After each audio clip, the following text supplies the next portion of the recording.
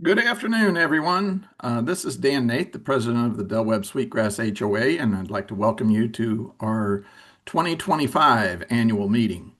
It's presented to you by the board of directors and our management team from CCMC.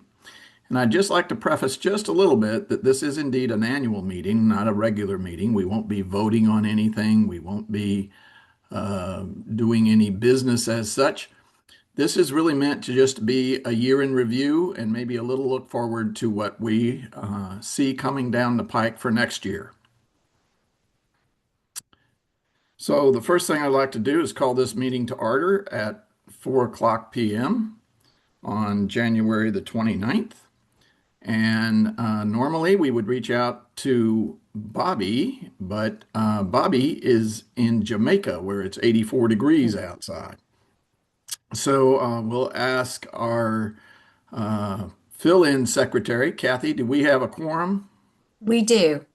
Okay, thank you very much. So the next order of business is the approval of the 2024 annual meeting minutes. And you can see these posted on the next slide. This basically just encompasses everything that you saw last year at our annual meeting. And we will entertain a motion to accept those meeting minutes.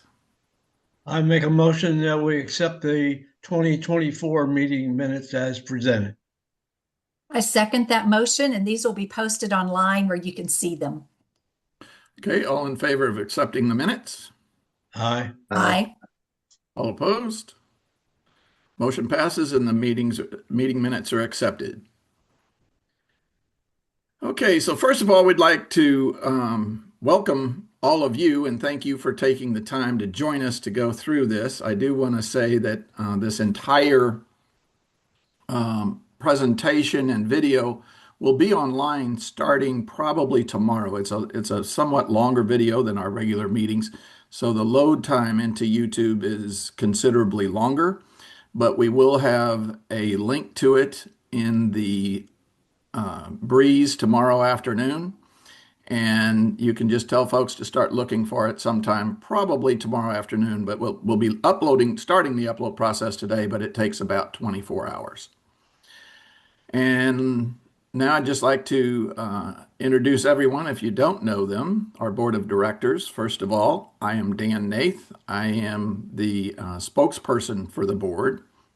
And probably one of the biggest things I do is preside over the board meetings, establish the agendas, and I serve as the main point of contact to our management team.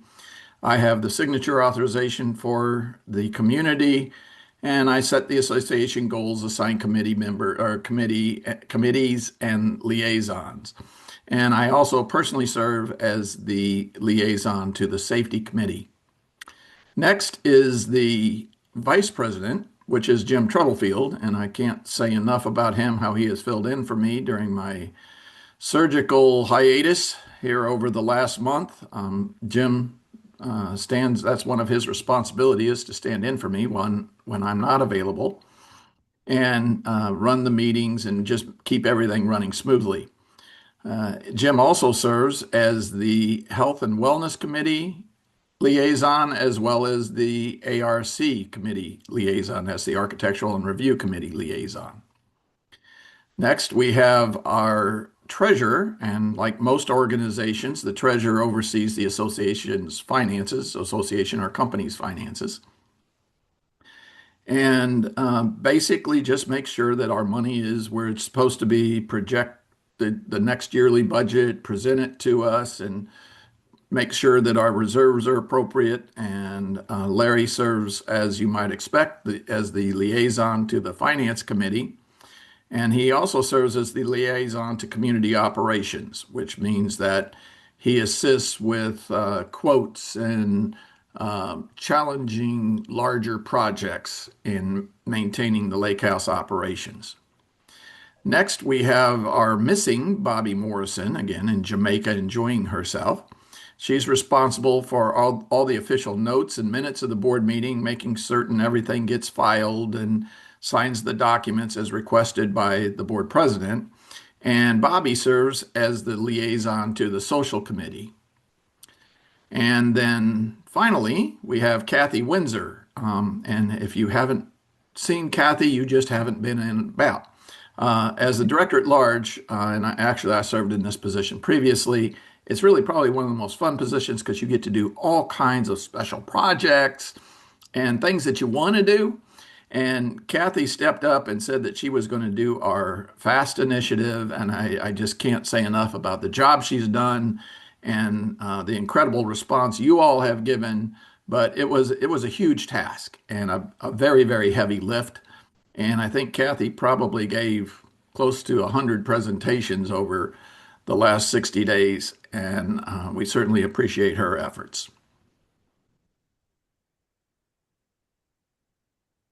So now we're going to take a moment. This is kind of why you show up, right? We're going to have a spin the wheel for a Hydro Flask backpack cooler donated by Porter and Associates. They are our legal firm.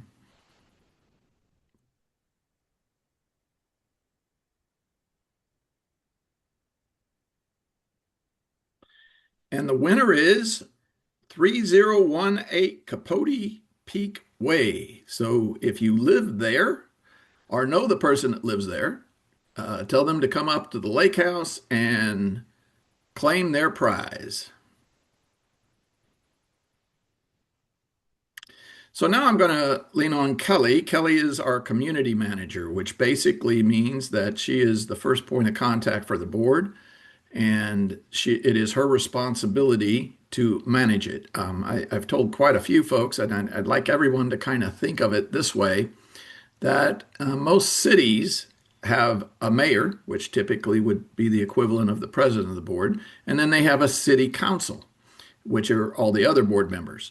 But most cities also have a city manager. And that is the person that makes sure the payroll gets paid and the projects get done and the building gets cleaned and kind of just make sure that everything runs on a daily basis. And that's really Kelly's role. And Kelly, would you take a few minutes and introduce all of the folks on your team? Yep, for sure. Thanks, Dan. So I want to start out by mentioning the people who are going to be speaking today, which is your leadership team that's here on the screen. It's Kelly, myself. So hopefully I'm not a stranger to you, that you've either seen me before or met me before. And if not, I please ask you to come up to the lake house and introduce yourself. I love meeting homeowners and getting to know the people that live here. But we also have Laura, who's our lifestyle director, Ashley, our operations manager, and Rick, who handles community standards for the neighborhood. But in addition to the leadership team and those speaking today, we also have the rest of our on-site team. And I'm sure that you've seen most of these spaces around the neighborhood, but Sandra, our administrator, Emma, who handles communications for us, our front desk team, which includes Barb, Maritza, Nikki, and Abby, and our maintenance team, which includes Jaime and Paula. In addition to on-site team members, CCMC has a whole back office set of team members that also support the community in a number of ways. I'm not going to read all of these names to you. You can kind of see who those people are and what their job titles are, and how they provide support to the community with either billing or collections or accounts payable, those sort of things. But I do want to point out the one name on here that you see in the building from time to time, and that is our VP of Community Operations for Houston, which is Jake Parvino. And I'm sure many of you have seen him around the building. He's the redheaded gentleman that sometimes pops in and out of the office and meets with the team and meets with the board, for various projects and updates and things like that. So about CCMC a little bit itself. CCMC currently manages close to 250 large-scale communities, mostly in the southern half of the United States. For those of you that were on the annual meeting last year, you will see that's quite a bit larger number. We have grown significantly in the last 12 months. We now have about 1,200 employees across 9 states. We've been in business for more than 50 years. CCMC actually started in the Dallas market, so we have deep Texas roots and a number of communities in Texas. So happy to be here and happy to live in Texas. So At this point, I am going to turn it back over to Dan, who's going to describe a little bit what the role of the board of directors is for the association. Okay, and I am getting a note from a couple of folks that I've been hard to hear, so I'm going to speak up just a little bit. And if you had messaged me, please message me again and let me know if this is better. So first of all, what is the role of the board? The number one thing that the board does for you is to protect your property values above everything else. Now, when you think about it, how do you protect the property values? You make a beautiful community, you make a safe community, you align yourself with organizations and employees that make people want to live here.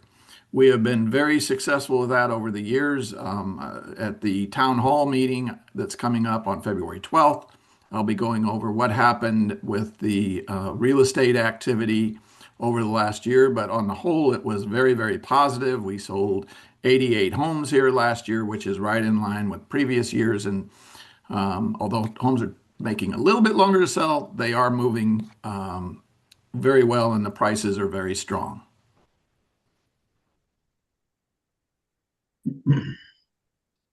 So what's the role of you as residents? Number one, you're doing what you need to be doing. You're watching this video or you're participating in the webinar. And mostly we need you to stay informed. We do a great deal to add to your ability to do that. We send out the emails and notifications and the buzz and the breeze and have special meetings and that sort of thing. But the other thing that we really want you to do is attend the board meetings either in person or watch them afterwards, watch them online, and by providing constructive feedback. This year we introduced, I'll talk about it again in a little bit, but suggestions at mysweetgrass.net. That and reaching out to the management team and other board members to say, this is how I think you can improve things, or boy, we're sure doing well, please keep that up, that sort of thing. Also by adhering to the CCRs and our governing documents. That's everything from getting all of your landscaping approved and other issues, making certain that we are keeping up with our lawn trimming, our power washing, whatever it is, and also paying your assessments on time. As a community, we are very, very successful. Our default rate, or not default rate, but rather the delay in getting fees in is very low as compared to national trends. Now, it's still very upsetting to me that we have so many that we run into issues with. And then finally, we have a community, if you ask anybody what makes Sweetgrass so special, a lot of communities have a beautiful place, nice building, whatever. It's the people at the end of the day. The people that volunteer for day trippers and singers and drama club and we have over 40 clubs, photography club, and it just goes down the list. And all of our committees and the neighborhood reps, it's just incredible that how much we have for participation. We have a great neighborhood watch group that helps protect us and keep us informed. So it's really all of you, and if you do that role for us, we're going to be successful. So what does your management team do? Most people don't think about it, but we are a very large business. We're a multi-million-dollar business. We have invoices to pay. We have workmen coming and going every day. We have to make certain that everybody's abiding by the rules and the CCRs that they all agreed to sign up for. They have to log the financial reporting, not just your fees, but tracking who paid to go to what event. Where does that money go? And then we have to plan those events and figure out how to support them and advertise them. And then we have to communicate all those events and communicate all the activities and all the construction projects and carrying out all the policies and procedures that the board asks them to do. So it is an incredibly challenging job. We have 1,539 homes here. And if you think about it, it's the size of most many, I shouldn't say most, many small cities and towns. So it is a lot to be able to communicate and make it all run. So I'm not going to read this slide, but basically, I would like everybody to run through it because it is very important that you recognize that the board of directors does not make the community run on a daily basis. We govern the community, we make the rules, we tell the management team how to manage the community, but we don't physically go out and do things. You're not going to see me out pulling weeds because we have teams of people that we hire to do that. By the same token, you will see me meeting with residents, meeting with the management team on the important issues that are guiding the community. And so we set the policies, the rules, the procedures, that sort of thing, but we don't actually perform them. On the other side, the management team, they don't set any of those rules. They don't set the policies. They may set some processes and some procedures, but they don't make the rules. That's really the job of the board.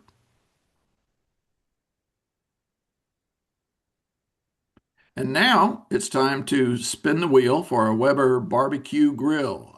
This is donated by Uline. If you're not familiar with them, they supply a lot of basically all the things that from tape to floor cleaning products, anything that it takes to make a large facility run. And now we're spinning that wheel for that Weber grill. And the winner is 506 Saffron Plum Lane. So if you live at 506 Saffron Plum Lane, you can stop by the lake house and pick up your new grill. If it's not you and it's your neighbor, please let them know that they won. Next, I'd like to give you a board update, and that is, what have we been doing? We do a lot of things over the year, and sometimes folks know about them, sometimes they don't. But probably the biggest thing is we reached an agreement with the city of Richmond for the long-term ability to keep our lakes at an acceptable level of water. For those of you that were here 2 years ago, the lakes got down to where it was almost just a mud hole. The water wasn't flowing underneath the bridge between the two lakes. It is an expensive process. We had previously had an agreement with the MUD, and we have now, and then they contracted with the city. Now we have a direct contract with the city. And so for the next several years, we have an ability to manage that ourselves. You will hear more about it later, but this year we didn't have to buy almost any water. Last year we bought a whole ton of water. So a lot of it's just kind of up to God, depending about how much we're going to get in terms of water. But it is a huge, huge benefit to our community to be able to have that. And kudos to Larry Gervin, who spent untold hours achieving that agreement. We also updated our reserve study. I think most of you have probably heard a lot about reserves because of FAST over the last several months. But the reserve study basically guides us to what has to be replaced when in terms of the larger items. That would be everything from our air conditioners to our flooring, to our roof, to our pools, our fences, all of that sort of thing. We do this every 3 years because, quite frankly, the cost of things change. Some things last longer, some things last shorter times. But we always want to know exactly what is this community going to get hit with over the next 3 to 5 years to make sure that we plan appropriately. Of course, everybody's probably almost tired of hearing about FAST. We are going to talk to you a little bit more about that later. Kathy is. But we have kicked that off. We're actually hopefully nearing the end of the voting. We're within about 5% of what our goal is. But that has just been a huge, huge project for the board. We also approved and updated our contract for the holiday decorations. That contract basically almost held our fees flat from 3 years ago and for the next 3 years. So what you saw this year will be what we have for the next 2 years. We've transitioned to TD Industry at the Lake House as our heating, ventilation, and air conditioning service contractor, and it's made a huge difference in our ability to keep things running. We established a new inspection and service contract for the Techno Gym for ongoing fitness equipment. We were having lots of problems with our previous supplier, getting them just to show up and fix things. And since we've made that switch, things have gotten considerably better. We also changed to a new vendor for the community access system. That's the card system and when you press the button to get in and out of the building. We were having a lot of control system issues, and this new company has, I won't say they've made the issues disappear, but they have certainly become much less. We also approved a new vendor for the water feature maintenance and inspections. If you notice, the water feature just seems to run all the time now, where it used to be down a great deal of the time. And finally, I almost hesitate to say it, but we really are in the final days, we hope, of with negotiating with the county on our traffic easing initiatives. We have the agreement. We've just got a couple of other little things to check out. But fundamentally, we have an agreement. We hope to get that approved in the next week or two. We approved a ton of all these policies that you see here. Most of them had to do with legal things that were required by the legislature. Things like our electronic meeting and bylaws amendment and security measures and spending authority. Those were all required by the state legislator, and we had to make some minor adjustments to our policies to be in compliance with them. However, we did make a couple of rather significant changes that were requested by our residents, and that is our flag policy allowing you to fly and display sporting flags for colleges, universities, and such. And we also approved the Chinese fringe tree in the design guidelines to allow for a little more flexibility. I would also say and add to that we put a moratorium on violations for front yard trees while our revision of the design guidelines is going into effect. So it has been a very, very busy year from a policy and rules perspective. So we have changed quite a bit in the board-appointed committees this year. We certainly have our standing committees like our social and safety, but we've added some this year.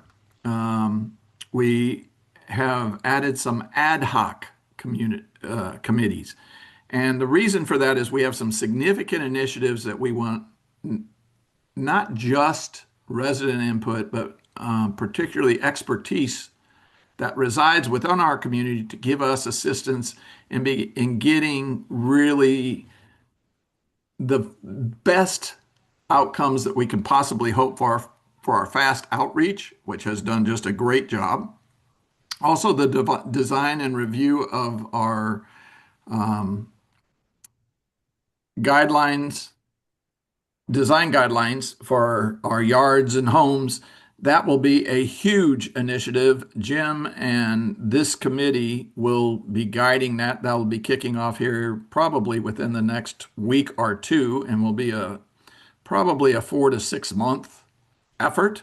And we have some really great people with incredible resumes that have volunteered for that. Everything from architects and engineers to master gardeners, and we're very, very excited about what that outcome will be. And finally, we will very soon be kicking off our holiday decorating committee. This is not just for what we will display both in the lake house and in the monuments and the yards and that sort of thing, but when will we display them? What holidays will we display them? There has been a lot of discussion around that, and we want significant input from our residents to be able to get the best outcome possible. So now it's a little bit of trivia time. So everybody's kind of tired of hearing about FAST, and the reason for that is we wanted to make certain that as many people as possible had heard about it. So how many FAST presentations did the board deliver to residents throughout the community over the last 60 days? Just take a wild guess, and then we're going to put the number up here in just a second. More than 150 presentations. Kathy Windsor probably delivered more than half of those, but virtually to a board member, all of us have made a significant number of presentations. And the good news is we clearly must have done the job because everybody got out and voted like we had hoped they would, actually beyond our wildest dreams, how quickly everyone voted. We are just absolutely thrilled. So thank you for listening and thank you for taking action when we asked for it. So what was new in 2025? The board changed over, a lot of positions changed. Bobby came on, Bruce left, I became president, and Kathy moved from secretary to director at large. So that Jim moved to vice president. So a lot of things with the structure of the board was very different. And we really want to try and listen to folks, give the residents what they're looking for, more communication, more openness and access to the board, and more openness and access to our management team. So we have restarted the town hall meetings. We had our first one in November. It was very successful, incredibly well attended. We have the next one on February 12th.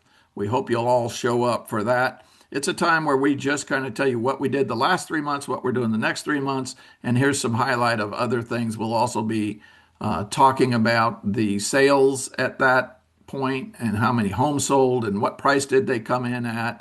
Hopefully, we will also have the comparison of HOA fees for 2025 at that meeting as well. We also introduced the Talk with the Team. We had our first one here just about a month ago, about 3 weeks ago, I guess. And that is where you can just come in and ask any question you want. There will be a board member there, and there will be a member of the leadership team from CCMC there to just, it's a very informal setting. You just come in, you got a question, we'll answer it to the best of our ability.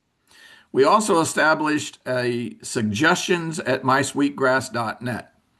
That is an email that we created that only comes to me. Nobody else sees it. But I can tell you there's probably 10 things that have come into that have actually already been worked on. So if you haven't heard back, it's because things are still being looked at. Things are still being considered. But it is another way that we just want to open a line of communication for you to be able to have access to the board, and then the board will consider all of the suggestions that come in. We also added a financial snapshot. If you haven't looked at it, it allows you to see very quickly where were we last month, where are we this month, and what changed and how are we doing from a financial basis. We also approved a trial of evening board meetings. Our first one was very, very successful. We have a lot of folks here still working, and probably about a third of our folks still work and can't come to a board meeting at 3 o'clock in the afternoon. So we're trialing it. We got it for 2 more months. Then we'll do some evaluation, seek your input. Do you want to do it sometimes, never, always, whatever? But we'll make that decision at the end of that 3-month trial period.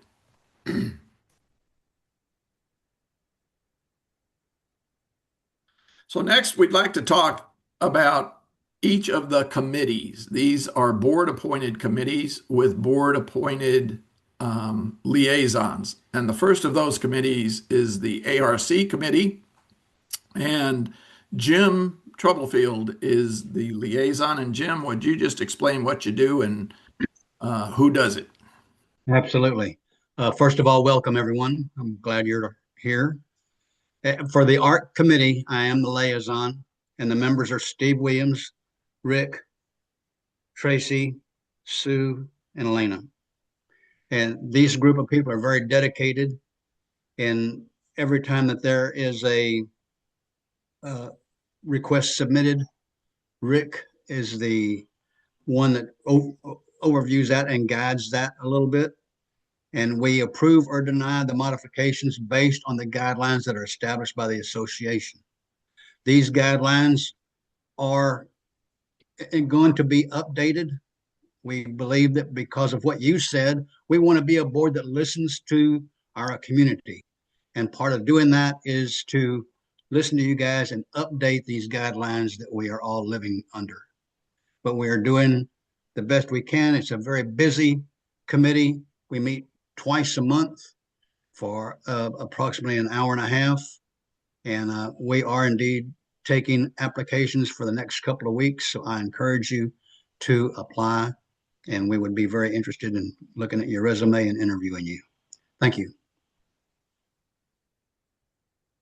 Next is the Finance Committee, and as you might expect, the treasurer is the liaison to that. And Larry Garvin, you want to tell us about your team? Thanks, Dan. Appreciate it. Our chairperson is Ray. Bob is doing analytics. Gerald agreed this morning to be our secretary, and Janet, well, she's I call her my bulldog. She'll go out and tackle anything we give her to do. We review the association's monthly financial statements, and we also do an annual audit. We provide input for the preparation of the annual budget and reserves, assist the board by making financial, related recommendations and other financial matters. And we actually have another member of that committee that we depend on a lot, and that's Kelly. And that's our financial committee. Thank you.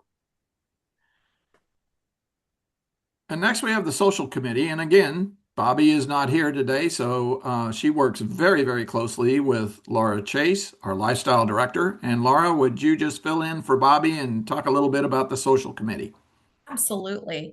I'm not at all jealous of Bobby at the moment, but we have been able to have Bobby on the committee as our liaison for the last few months, which has been great. The social committee is currently made up of Margie, Carolyn, Diane, Sue, and Nancy. The social committee helps provide leadership, input, and recommendations, along with logistical support for all of the community events. And they work very, very hard and in lockstep with me.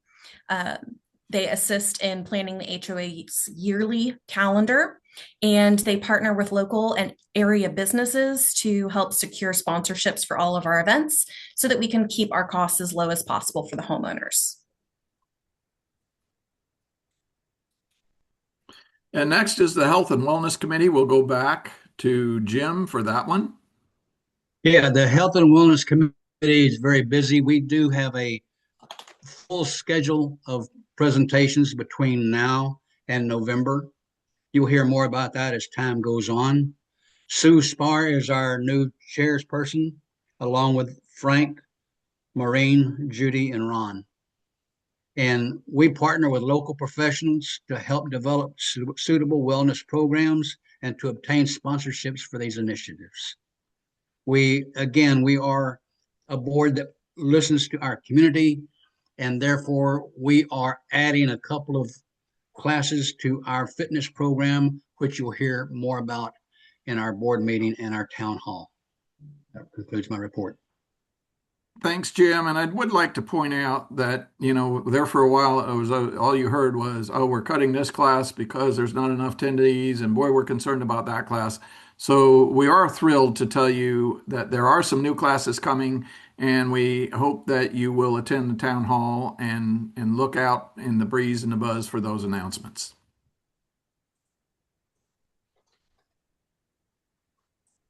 And next is a safety committee, and as I stated earlier, I am the liaison to that.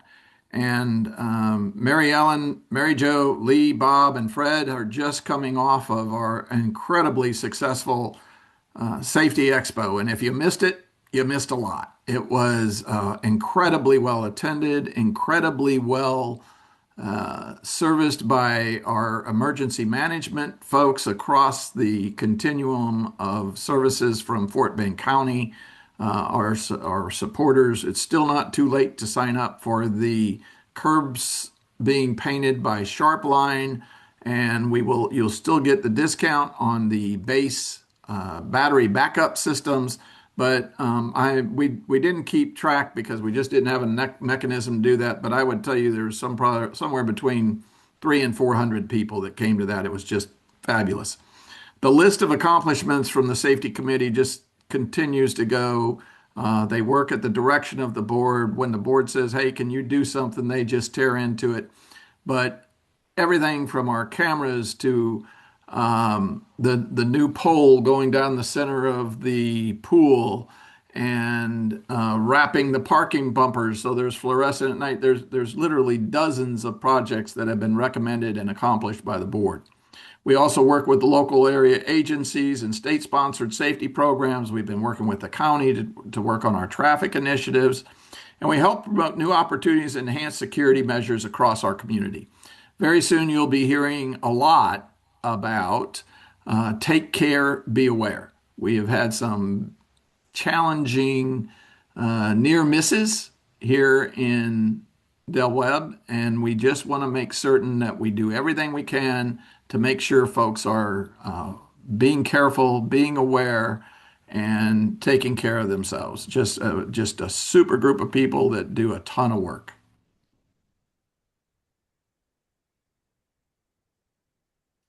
And next is our neighborhood committee. These are the ones that you're probably most familiar with. And Kathy is our liaison to what we call the NAC, the Neighborhood Advisory Committee. Margie Fougeron is the chair of this committee, and there are up to 3 reps per neighborhood. I encourage you, if you're short of your 3, to try to find some volunteers within that neighborhood to help out, because this committee is very busy carrying out projects of the board. If you have more than 3 candidates, there's an election held, and then the board approves those. This group is responsible for welcoming new residents to the neighborhood. We've had 88 new homeowners in the neighborhood this year to welcome, to inform them of things that they need more immediate guidance on beyond waiting for the periodic Sweetgrass 101 sessions.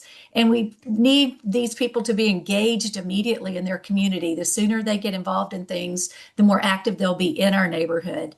These neighborhood committee members are your friends in your neighborhood that you're more likely to open an email from.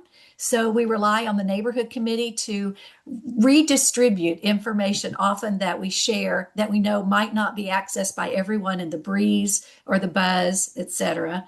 One of the recent projects, and I say recent, we actually finished it in winter, January, February of 2025, was the 2024 HOPA survey. And we have it coming up again in 2026. So we'll start to work on that again then. And that is a survey that just indicates that there's at least one resident in a home that is over 55. And we'll tell you more about that on a future slide in this presentation as to why that's important for us. And of course, we've finished the outreach of the education on the FAST initiative. Now it's the time frame that after getting the easy votes in, and I'll announce where we're at this minute when we get to that slide, but it's now the time to get to the people that are not in accessing the lake house as much and some of the other communication about it as much, to do more door-to-door within the neighborhoods led by this neighborhood committee to make sure that everyone in our community is aware of this initiative and has the opportunity and the ability to cast a vote if they'd like. Neighborhood representatives are responsible for hosting quarterly meetings with the residents in your neighborhood, and then to communicate with us back and forth about information that is a concern or a need of the neighborhood. Thank you for serving. In the next slide, I had to have a whole slide to show the neighborhood committee representatives. These are your 2026 neighborhood representatives, and you can see how many people this takes. And without this group, there's no way that the 5 people on the board could carry out the initiatives that we need the neighborhood committee locally in your community to take care of for us. Thank you, Kathy. And I would also like to recommend to anybody, if you want to get to know people in the neighborhood, in Sweetgrass, volunteer to be a neighborhood rep. You will get to know so many people and have so many friends. It is just wonderful. But most of all those committee members, all of the folks that the leadership of our clubs, our neighborhood committees, our board. This is what makes Sweetgrass special. We have so many people that volunteer their time and literally hundreds of hours each year, all the way from the special interest groups and the chartered clubs and the committees that are appointed by the board. Just please keep coming. Please keep giving of yourselves because that's what makes Sweetgrass Sweetgrass. So thank you so much. Now it's time to spin the wheel. And by the way, Marie and I have one of these collapsible wagons. They're one of the greatest things ever invented. We throw it in the trunk of the car and we haul stuff all over everywhere. Again, donated by Uline, our kind of supplies supplier or equipment supplier. And I think we're going to see a spinning wheel. This is a lucky person that lives at 454 Dusky Wing Way because they got one of those collapsible wagons. You can pick it up at the lake house, or if you're a neighbor, tell them to come pick it up. Thank you so much. Next, we're going to go into our financial recap. And as you might expect, Larry Gervin is going to give us the financial numbers as our treasurer. Thank you, Dan.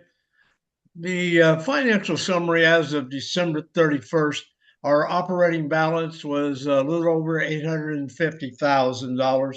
These funds are split between 4 accounts, including money markets, CDs, and it remains all the money we have asked every now and then are FDIC insured to the maximum limit of 250,000. Reserve balance as of the end of December was 985,000, almost $986,000. These funds are split between 4 accounts, including ICS, money market CDs, and to earn interest and remain under FDIC insured limits. The amount of interest back in 25 was right around 3.8 all the way up to 4.5. So we had some good interest. As the reserve study is our target reserve balance at the end of 2025, like I say, 935. This means that the association's reserve account is currently funded at 105%. Now, don't take that number and percentage wrong. What it tells you is that we have that much money, and that if you're familiar with what happened to us in Burrell, we went through a lot of money in one little hurricane area, and the reserve balance year after year is approximately 16 to 42% annually, which is one of the key reasons why we have one more time the word fast. And it's fast is going to help us to at least take care of part of the needs in the reserves. Thank you, Larry. And I think I'd also add a comment to that we know already 2026 has some significant challenges in front of it, that we're going to be required to hit the reserves one more time for the Ceresco. If you've looked at the carpet in the ballroom, there's just several things that we know we're going to have to do this year. And so again, that is why FAST is just critically important to the community. Larry, Okay. you want to run over the financial summary? Sure will. Let's look at the revenue side. The budget was $3,500,000 roughly. What actually came in, $3,495,000. We had the different kinds of programs that did not generate the sponsorship, for example, did not from outside sponsors. There weren't as many in 2025. And we also had less attendance at some events. So that income went down.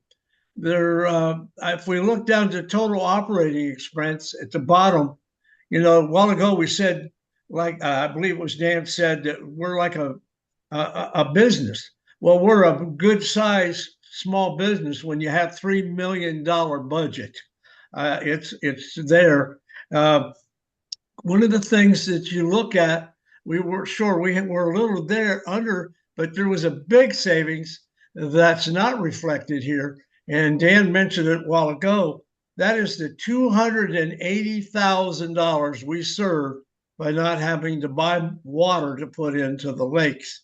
The other items there, you can review them when you have time. There's nothing that's out of alignment. You'll see they're pretty close to where they're supposed to be. And uh, like I say, I'm very happy with it. We reviewed it again this morning with the Finance Committee, and uh, we've got big plans going forward with how to even give better attention to our finances in 2026. Thank you, Larry. And so I'm going to cover this one because it's kind of one of my favorite slides of, all right, you give us money each quarter. Where does it go? What goes to what, right? So the biggest chunk of it for contracts and maintenance, repairs and parts, that's where the biggest chunk goes. And if you look at that and you think about, well, gee, Minetly, why does it take so much? We have over 500 acres of ground that needs to be maintained. Jim and I just spent a whole day up at Frisco Lakes. They only have 100 acres of ground, despite being a 38 or a 3,200 home community. Our budget for landscaping is as large as theirs, but they only have 100 acres. So they are very blessed from that standpoint. But that includes everything that you see that makes the landscaping, the air conditioners run, the pools cleaned, that sort of thing. Then we have the administration, lifestyle, legal, and postage. So that is all the things that kind of think of the fun stuff that we do up here. And that's 197 of your quarterly. Finally, it drops pretty quickly after that. So if you think of CCMC, we have that. We have the Earth Care. After that, it drops down to utilities. It costs a lot of money to keep every time that door opens and the air conditioning goes out or the heat goes out. $40 per quarter is for utilities and water. Insurance is everybody has it, right? And you get it, you get your home insurance, and you're like, oh my gosh, I got to go shopping. This is crazy how much it's going up. The same thing happens to us, and we go shopping every year. We're very blessed that we are able to qualify for real estate taxes that are not for profit. So that bill's pretty cheap. Also, as we talk about fast funding, and again, you think about why are we so hard on and pushing this thing so hard? $28 of every quarter's money that you send in goes to build our reserves. Now that means it goes in, it goes out, but if we don't pass fast, that number has to go up significantly to the tune of $5 or $6 a month. So not nearly 40% more over the next several years. Fast will help. It won't eliminate that need, but it will slow that growth considerably. And finally, the capital improvement funding. These are the things that we're going to do where we put in the cameras. That's where that comes from. We have a special fund for that. We don't fund it to a great degree because, quite frankly, we don't have to fund it to a great degree. We have a beautiful community. It's very competitive. But $5 every quarter goes into the funding for the things that will just make us better. We're going to talk about some of the special things later that will be coming out of this, but it's the things that we as a board believe will keep us competitive, keep us safe, and keep us running. So Larry, you want to talk a little bit about what are reserves? Yes, Dan, the reserves are the association's long-term savings account. It's where we have money put away and saved for repairing, replacing major community assets, equipment, amenities, infrastructure as they wear out. The HOA contributes the smaller amounts to reserves each year. So costs are planned, and we do a reserve study every 3 years to tell us what might be happening over the next 30 years. And instead of needing a large special assessment or a loan, we're prepared with our reserve account. Reserve funding is also a legal and fiduciary requirement that helps minimize the borrowing and supports property values within Sweetgrass, and it's disclosed at the association's financial documents. Reserve study in-house is done also by the finance committee, and we use the reserve studies to go through, and we decide on if things we can defer or what might have to be moved forward. And once again, the finance committee works very closely with Kelly to make sure, and the operations staff, that all of our equipment, our facilities, and our grounds are kept maintained to the fullest. Okay, thank you. So what are some of the reserve projects that we see upcoming? First of all, the reserve study, if you haven't seen it, it's out on the website. I encourage you to do it. It is very comprehensive. It is somewhat complex, but it defines for the next 30 years what we see. Even that new roof that I think is out in 2048 is in there. And we're going to have, probably not all of us are going to be around to see that. But some of us are, some of the younger folks, they're going to want to make sure that we have enough reserves to cover that. So we have some final payments that came due on the damage from the storm. We resurfaced the tennis court, which was in pretty bad shape. For those of you that use the sport courts, those exit buttons were a challenge for months on end while we figured it out technologically, and we finally got a new supplier or new vendor to take care of that, and those have been repaired. And then we also, it's one of those things that you don't notice after it's done, but our lake house was looking very tattered. The paint was literally almost non-existent in some places, and raw wood was showing. So we have repainted the lake house and the siding and the trim, and it's back to looking like it should. So those were our big reserve projects for this year.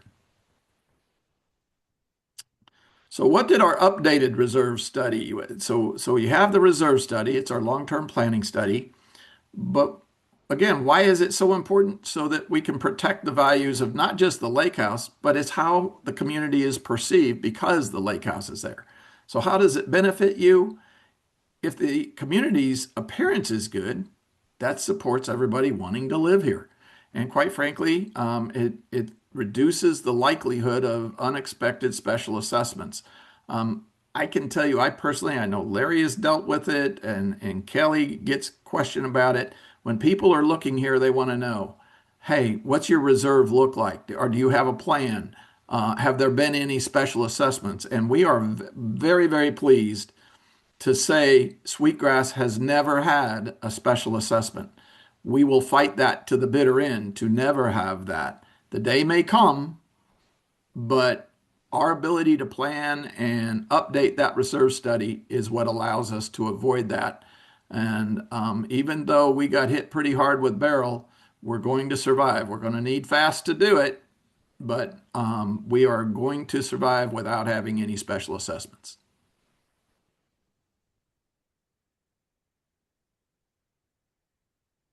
So what are some of the upcoming reserve projects for 2026? Walk into the ballroom and look at the carpet. It's not a good or pretty sight. The carpet is worn, it's stained, it really is in bad shape. We had hoped to do that last year, but we wanted to be prudent, particularly given the fact that we were spending so much money from the Beryl damage. So we put it off, but it really cannot wait much longer. We plan to renovate and repaint the offices. They are very chipped and they are looking a little bit shabby. Our concrete driveways and parkways, sidewalks, you've most recently seen level concrete out there. We have to maintain our parking areas and sidewalks. We always have masonry restoration. I'm sure you've seen it in times past where we've been out fixing the bridges and where the bricks come across. One of our biggest issues going to hit us in 2026 is our Ceresco indoor pool dehumidifier. And we're trying to take a long-term approach to that. To all of you, we hear you that those Dressing rooms are freezing, they're cold, and particularly this last week, they were very cold. I was in there and it is cold. The reason for that is that entire system works together. And so you have to have the pool area, which has all the heat from the pools going, but when you get inside, there's no heat coming. So it's just a flawed design. We hope to fix that when we do that full replacement. We have some pool equipment that is looking like we may need to replace it. And then that flagstone trail over on the side of the lake house, I want to emphasize that that is a trail. It is not a sidewalk. We encourage you to take heed to those signs out there. If you are not in physical shape, which I am not currently in that shape because of my knee replacement, I don't walk on that sidewalk. It's meant for someone that you would be able to walk out on a trail out in the woods or climbing up a large hill that is just a path. So, however, it used to be just a muddy mess. We always had people falling there. So it's better than it used to be, but we're hoping to get a review of that and take a long-term approach to it.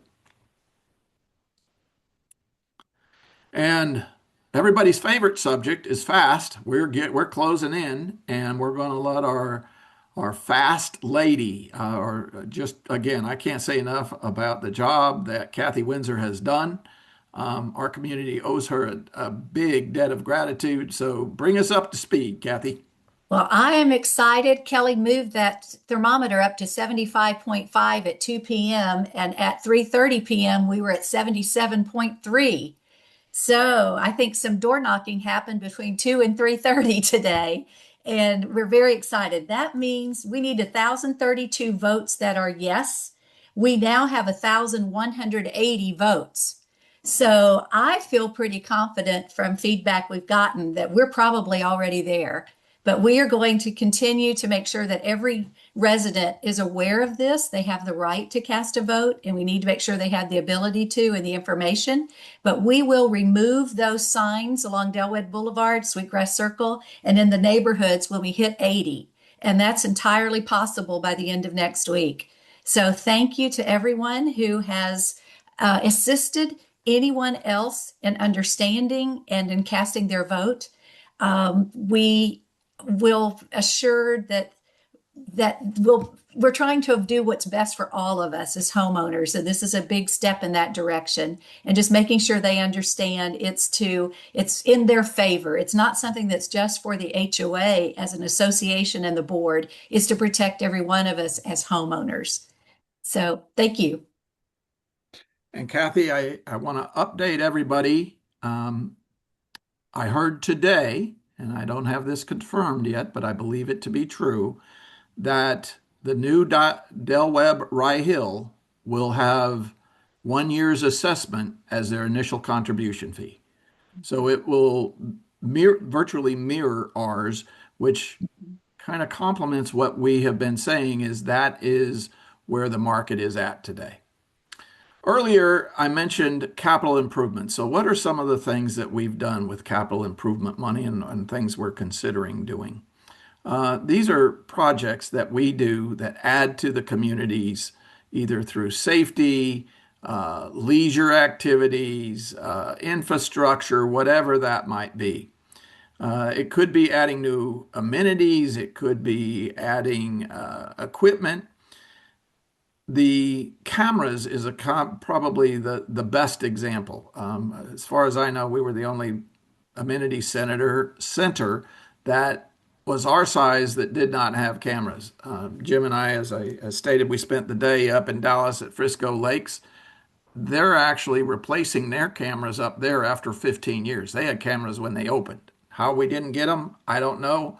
But our cameras are live. I will also remind everybody they are not for, hey, I think I saw my neighbor up there. Can you tell me what time they got there? It's not for that. It's for operational review and law enforcement review.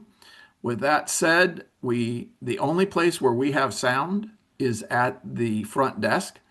So if we have an employee that is, let's say, not being as customer focused and resident focused as we'd like, we will have a record of that. By the same token, if we have a resident that is, we'll just say, mistreating our employees, and we have certainly had that over the years many times, but we have no proof of it. Today, we will have proof of it because virtually it is on 24/7. And so we will ask everyone to please be polite. Our employees are aware of that, and we want to make sure that our residents are aware of that. So what are some of the upcoming capital projects? One of actually, they're all pretty important things. The generator that would control the access system and cameras. So if we lose power, we lose the ability to go into the building if no one is in it. So we lose power in the middle of the night, that we can get in, but it's very challenging. And for each time you get in and out, it's a big issue. The generator would back that up. It would also back up the camera system. So as you might imagine, in a time of emergency, bad things happen when there's no power around. Be it from the building standpoint, why did that window get broken? Well, was it something from the freeze, or did somebody break it, etc.? So it's really very important that our cameras are up and running during any power outage. We hope to have that in the very near future. We are struggling a little bit getting quotes. We're kind of between a small company and a large company generator, and some folks don't want to bid on us because we're too big. Other folks don't want to bid on us because we're too small. So we do have one quote in, but because it's the amount of money that it is, we're going to need to get 3 quotes. Next is the traffic easing project, which for those of you that know me, this has been close to my heart for going on 3 years. It has been a top target of the safety committee.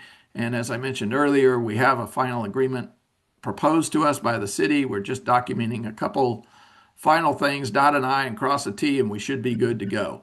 You'll hear more about that probably at the next board meeting and or at the upcoming town hall.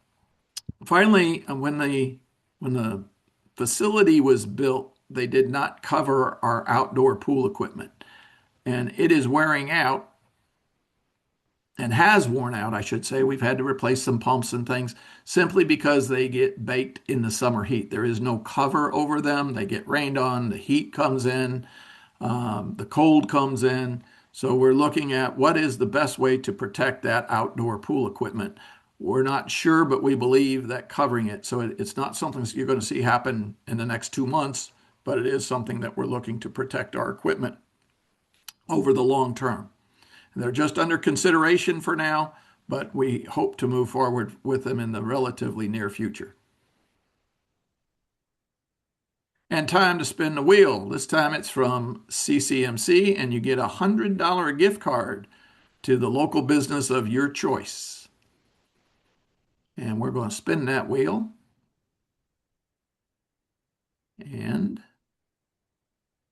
1107 Cleistus Lane. I never do know how to say that. If you live there, please come up to the lake house and pick up your gift card. And if it's not you, make sure and tell your neighbor that they can come up and get some money. Next, we'd like to talk about a management update. And for this, we're going to look to what we would call our equivalent of city manager. So our community manager, Kelly, please give us an association summary. Yep. So I will kind of kick off the management update, which will be conducted by myself, Ashley, Rick, and Laura. So I'll just start with the summary of some of the kind of projects or changes or things that the association tackled throughout 2025. First of all, we did introduce 5 new team members last year, including Ashley, Laura, Emma, Abby, and Nikki. And again, if you haven't had the opportunity to introduce yourself to one of those folks, or meet those people at a party or at the front desk, an event, please stop by and make sure that we put a face to a name. I know we do a lot of email exchanging, but it's great when the team is able to actually meet the residents in the community and get to know you. We did have 3 team members who either fully retired or partially retired. Margaret and Judy both fully retired. Judy actually packed up and moved to China to be with her son. And then Barb is kind of semi-retired. She's not keeping a regular schedule. We just bring her in to kind of help out. Maybe when someone goes on vacation or is out sick, something like that, she's still available for us to rely on. But she's mostly retired at this point. We went through the converting project for the Center Point streetlights. This has been something that's on our radar for a couple of years. And, we've been waiting. We've been kind of put up on a wait list with Center Point, and they weren't really giving us updates. And then all of a sudden one day we got a message saying they were coming and they were going to start converting the lights. And then the next thing we know, they were done. And so I hope everyone's enjoying those lights. I have noticed quite a bit of visibility improvement throughout the community in the evening now compared to those old lights, which kind of had your orange, yellow glow. These ones really do put out a lot of light and improve our visibility. We switched from paper room reservation requests to online room reservation requests. And that has been highly successful.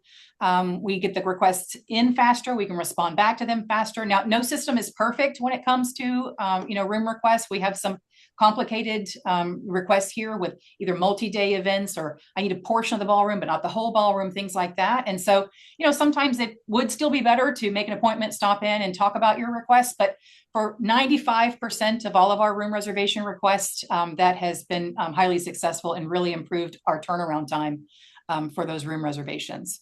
And then we did get, I know Dan showed on his slide earlier that we had a new contract with the holiday decorating company. We had a 3-year agreement and they extended for another 3 years. And as part of that extension, we did get some new holiday decorations with kind of a new theme and some new changes to how those look. And so we're happy about those as well. So Kelly, if we could just mention that our pricing for that is fixed for the next 2 years as well. Yes, in fact, the increase was very nominal compared to the three years prior. So we're really happy with the deal we were able to work out with that vendor. So at this point, I am going to turn it over to Ashley to just kind of call out some of the larger maintenance projects or ones we had lots of questions on over the years, since her and her team are the ones that really tackled those. So Ashley. Hello, everyone. So yes, as you can see, we've got tons of work orders and project requests that come in on a day-to-day basis. And I do just want to touch on a few that we've had. We did complete and post a year-round pressure washing schedule on the association website. We also completed a comprehensive irrigation inspection along with all necessary repairs. We also repaired a major irrigation mainline leak near the boat dock and installed new sod afterwards. We refurbished several of the monument beds. And then we also approved hog trapping and removal a few months back when they were a pretty persistent issue. In the lake house, we completed the pool gate access repairs or around the lake house. We also installed new billiard room lighting and also new portico and porch lighting as well. We installed new baseline windscreens at the pickleball courts. We replaced a lot of ductwork above the aerobics room. And we also replaced the retractable projector screen as well in the ballroom. Out at the dog park, we had a couple of trees that were replaced that were under warranty. We also approved a purchase for a new bench at both the small and the large dog park. And then we also repaired a major irrigation leak as well that took quite a while to find. At the nature park, we had some repairs done to the stone wall and also some sidewalk repairs. Trivia time. In 2025, how many work orders did the team complete? In 2025, we closed 2,667 work orders. That's an average completion rate of 222 work orders per month. This does not include room setups for events, private events, meetings, etc. Also, maintenance reminder, if you ever have a maintenance request, please visit mysweetgrass.net. On the homepage, there will be a green link for maintenance requests. That'll take you right over where you can submit that work order to us. Thanks, Ashley. So I'll talk a little bit about what's on the radar for the association for 2026. And some of the things that are kind of on the vision board for the association for 2026, and these are projects that the board is looking into or has already approved and has directed the team to tackle, and kind of what the next steps are. So first and foremost, of course, is finalizing the Fourth Amendment to the CNRs, also known as FAST. And so contingent on a successful FAST vote, the next steps will be then to get that paperwork signed, back over to the attorney, filed with the county, and then we do a lot of back-end updating so that we start collecting now the new amount when it comes to resales as opposed to the old amount. So there's some work to be done even after it approves to get that actually rolling. We're really going to be looking at creating more people on electronic billing and statements. But what goes along with that is when you sign up for electronic billing and statements is to then cancel your regular billing and statements. So the whole idea with that is kind of to reduce the postal and mailing expenses that the association incurs over the course of the year, which is not quite, but pretty close to $9,000-$10,000 that we spend on postage just sending out statements. So if we can get more residents only getting electronic statements and not getting mailed statements, we would actually save quite a bit of money. And like Jim talked about earlier, the design guidelines and holodecorated guidelines, we want to get those committees up and going, start doing their research, taking their recommendations into account, and then getting those new policies and guidelines in place so that we can then get those filed and rolled out and be operating under the new guidelines that we're all looking forward to. We'll do our annual survey, of course. We're going to continue to keep our eyes on nearby development projects and how they may impact the association, particularly as it relates to home values and quality of life, whether that's business projects like that Williams Ranch Business Park, or the Circle Oak retail development, which is right there next to HEB. Veranda's putting in some commercial space along 762, but also other residential properties that may affect us, such as Del Webb Rye Hill. So it's really important that we're keeping our eyes on all of those things to see how they affect our homeowners and our community as a whole. I know this is a big one for Dan. It's kind of a project that he started a number of years ago, but basically want to keep our eyes on what other Texas-based 55 plus communities are doing in terms of their assessments and what they are increasing over the years. Obviously, it's not an apples to apples comparison. Every community is a little bit different. We all have different amenities. We're all different ages. We all have different numbers of homes contributing towards assessments. But that doesn't mean that we can't keep our eyes on what they're doing to make sure that we're remaining relevant, competitive, that we haven't fallen behind the curve or that we're too far ahead of the curve when it comes to what it's costing us to run the association. So, and then kind of goes hand in hand with that is the data analysis of home sales. We want to make sure that we're continuing to understand market performance impacts, how quickly are homes selling, are home sales strong, are we showing a decline, are homes just kind of languishing on the market? Keep our eyes on what we need to do to stay relevant and make sure that our home prices stay strong and that homes are selling in a competitive way compared to other 55 plus communities in particular. And then last but certainly not least is it's time to conduct our 2026 HOPA compliance survey. And Emma, if you'll switch slides for me real quick. I know there's probably going to be a lot of groaning about this because it does happen every 2 years. But I just want to stress the importance of it. As a 55 plus community, the Fair Housing Amendments Act and the Housing for Older Persons Act require that at least 80% of the homes in Sweetgrass be occupied by someone who is age 55 or greater. And we have to be able to prove that essentially, and to remain compliant, we're required every 2 years to conduct a survey to make sure that we are still meeting that minimum target. So it's very, very important that when this kicks off, that we do get you to return your HOPA survey form as quickly as possible. Because if we fail to meet that requirement, we could basically put ourselves at risk and lose our ability to run as an age qualified neighborhood. And if that were to happen, what that would mean is that children move into the neighborhood, all ages of homeowners. We wouldn't be able to restrict pool hours. We wouldn't be able to restrict who could come to events. We couldn't say this is an adult only event or something like that. Once you're an all ages community, things operate differently. And so it's very important that we protect our ability to function as a 55 plus neighborhood, because that's what a Del Webb community is all about. It's about embracing and enhancing quality of life for active adults. So our last survey we kicked off in the fall of 2022. We will kick off this survey in the fall of 2026. So we still have a few months down the line. But I just want to make sure everyone is aware and know that it is coming. Last time we got just over 90% completion rate was great. It did take a couple of months to get there. This time what we're hoping is that we can reach that same target or even higher, and then wrap it up even faster so that we don't have to hear about HOPA quite so much as we did 2 years ago. So I will let Ashley speak a little bit about some of the maintenance projects that are already on her action list for 2026 or that will be coming soon. Yeah, so as it was mentioned earlier, we are looking at getting a generator and also replacing the carpet in several areas in the lake house. But in addition to that, we are also looking at an exterior storage in the green cage area for different supplies that basically sit out in the sun like the pool equipment does. Also, in addition to the dog park for electrical power, if feasible.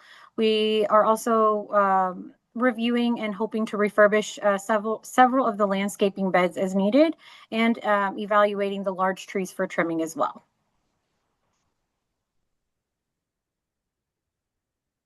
And we're going to spend now for a $100 Visa gift card that's been donated by our pool vendor, Sweetwater Pools.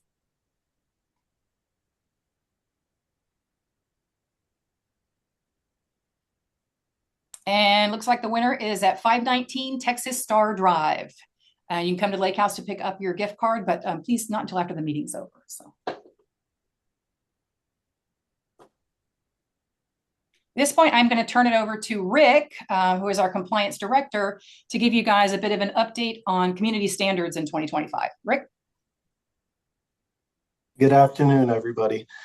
So for the community standards update, we want to start by sharing some of the common violations and inspections that we did in 2025. And you can see that first one there is unapproved improvements. What that is the changes and additions that homeowners made without getting the approval of the ARC. And so if you would just make sure that when you're making those changes, you first submit your applications and get the approval before you make any changes. We also inspected for uneven sidewalks in the community, specifically anything that's a trip hazard. We don't want any of the neighbors walking and falling in front of our houses. And then if you look at the last one, pruning of shrubs so that the address plaque is visible. That's kind of in line with what the safety committee has been doing, trying to get the address numbers painted on the curb. We want to make sure that the emergency services can find us easily. So this is our violation section. If you look at the left side of the screen, you'll see that we sent out a total of 693 notices last year. However, 543 of those were courtesy notices, which that's a great number for us, and very happy with that. There were 127 violation notices and 19 notices that went out with fines. And so on the right side of the screen, if you look at the pie chart, you'll see the percentages of what those violations were. We had 37% were unsightly notices. That's kind of a general notice that has lots of different things in there. 19% architectural, 16% landscaping, 11% exterior maintenance. That's going to be the power wash letters. Those were originally in with the unsightly letters, but we broke that out so we can track those a little bit better.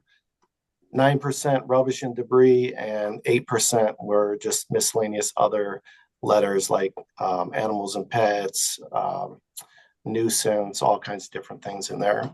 And Rick, if I could just and then this is our ARC slide. Rick? You can see that there were a total of 339 applications that we reviewed last year. 122 of those were approved as submitted.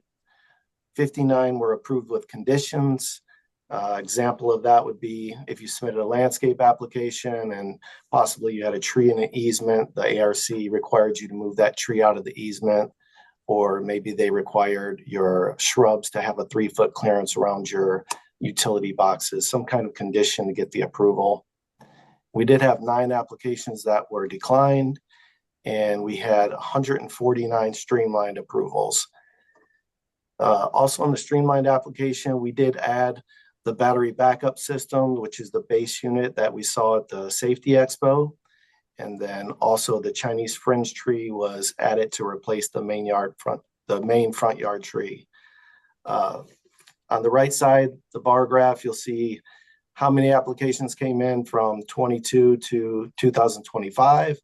And we're kind of holding steady there from 300 to 350 applications a year. And so that's the end of my slide, but I think we have another spin the wheel. This one is for a $100 gift card to Gringos. And this was donated by Texas Apache Fence, which you can find in the Bayou Buzz if you're looking for some kind of fence work.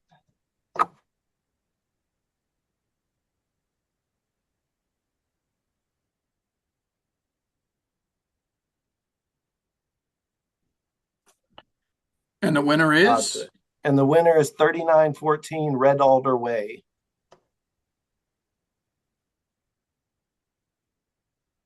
At this point, I'm going to ask Laura to go ahead and give us a lifestyle update on what the lifestyle and communications team have been working on this year. Hi, everyone. So for those of you who don't know, I'm Laura Chase. I'm your lifestyle director. We recently had our CCGA fair. And for those of you who don't know what CCGA stands for, that is communities, chartered clubs, groups, and activities. We have a total of 73 here at Sweetgrass. That includes the 6 board-appointed committees, 18 neighborhood committees, 32 chartered clubs, 13 special interest groups, and 4 activities. And now there's some trivia for you. I know most of you are up here at the lake house all the time. So how many hours of reservations occurred at the lake house in 2025? What do you think?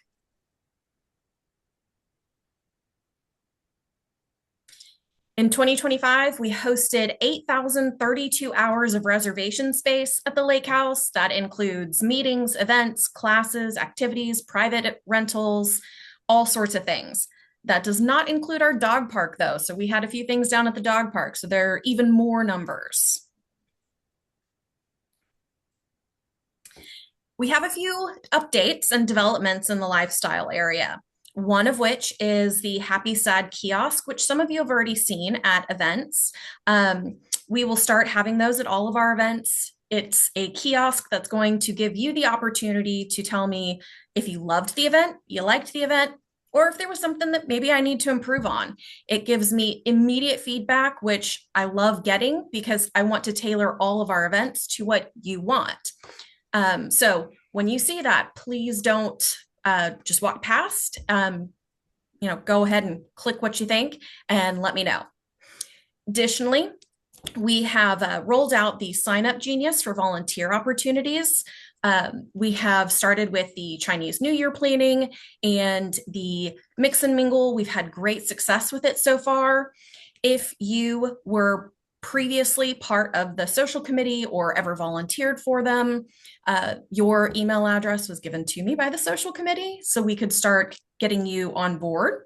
If you're interested in volunteering, but you don't necessarily want to make the commitment yet to be on the social committee, this is a great way to get in there, help with events, kind of get your creative juices going as well. Now, communications. We love to communicate here. So we have 2,324 emails that get the Friday e-blast every week.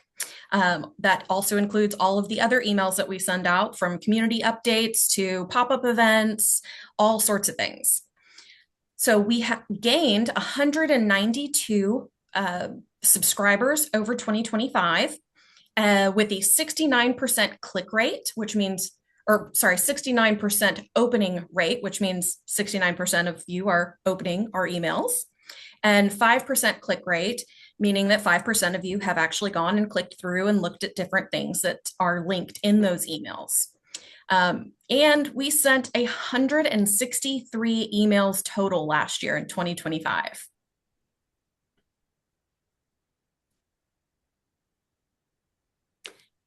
So our social media, we have Facebook. If you're not a part of the HOA Facebook, come and see us. It is at facebook.com/DW Sweetgrass HOA. We also have the YouTube channel, which you're going to find all of our board meetings and that kind of stuff on. So go to youtube.com/C/Sweetgrass HOA, and you can see all of the different things that we have up there.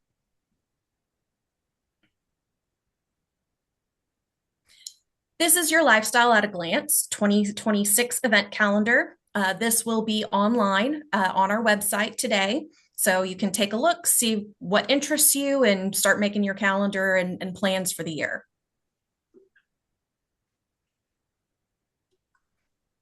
Now, moving into the fun events, we've already had a few like Mix and Mingle and the CCGA Fair, which was hugely popular.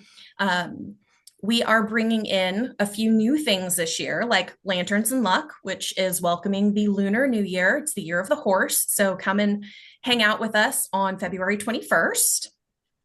We are introducing Read-iculous Fun. So those of you with grandchildren who come over during the summer, you'll have a little bit of something to do with them. Sip and Stroll Fashion Show, Sweetgrass Derby Day, because who doesn't love crazy hats? A murder mystery dinner later on this year. We are also bringing back some of our fan favorites like Mix and Mingles, pop-up events, Smoke on the Water, karaoke nights, pool parties, dog events, and of course, Lake House Live, because we wouldn't be Sweetgrass without Lake House Live.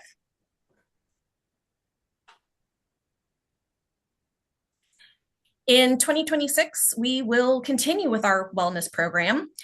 We will introduce a few new fitness classes throughout the year, partnering with local health experts like Dr. Momin, who does our hearing screenings, Good Health Memorial, who comes in and talks about different things throughout the year.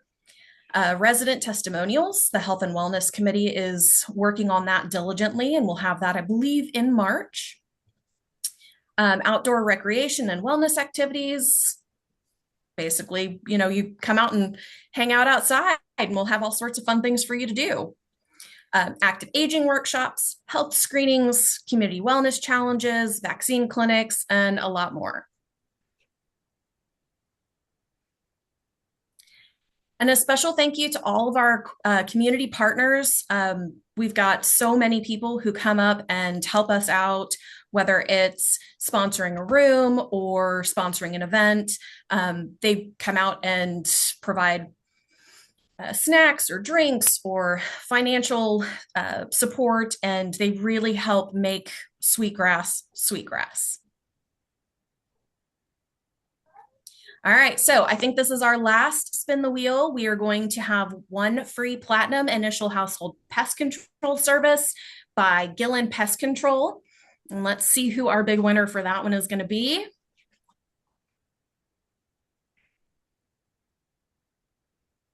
Congratulations, 435 Mistflower Drive. After this meeting is over, you can come up and get your certificate and get your house depestified.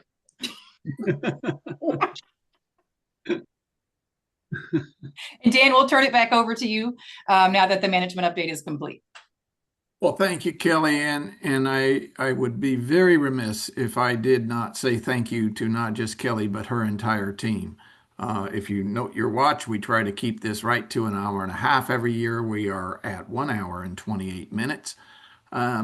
This is an incredible presentation. It is tons of facts, and if you've ever put a presentation like this together, it is a ton of work. It's incredibly well done, well constructed, and thanks to the entire team for the work they've done to put that together. Thank you, Finally, I would ask that if you have any questions, to send them to the regarding this or anything else, you can submit it to sweetgrass@ccmcnet.com, or you can hit the Contact Us button at the mysweetgrass.net website. And finally, you can, if you have a suggestion that's not related to this, please send it to suggestions@mysweetgrass.net.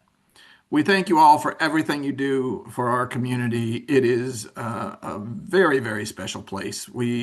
I tell everyone, we kind of retired and went to paradise, and It's paradise because of all of you. It is the volunteer hours, it's the commitment, it's the sometimes even complaining. We need to know when things aren't going right. We love to hear the compliments, but we also need to hear the constructive criticism. So thank you for everything you do for us, and thank you for everything you do for your neighbors, and thank you for everything you do for Sweetgrass. Our meeting is now adjourned, and thank you all for attending.